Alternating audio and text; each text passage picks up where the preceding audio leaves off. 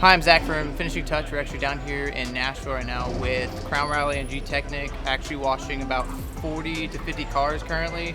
We're grinding all these cars out right now, trying to get them, bust them out in about 7 minutes at each, trying to get them ready for everybody in the morning.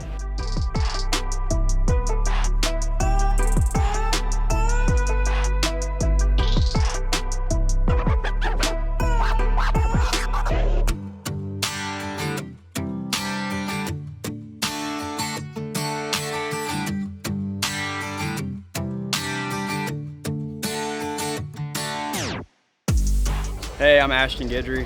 I have a 2020 Huracan Evo, and we're here on the Crown Rally. I bought this one new, and then all I did, I just PPF'd it, threw wheels on it, called it a day. I'm gonna keep it stock, maintain the warranty.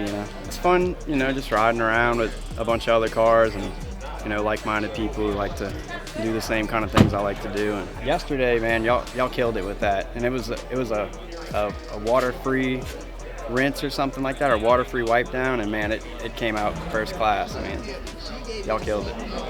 Yeah, I was pumped up about that. I didn't expect it to come out that good.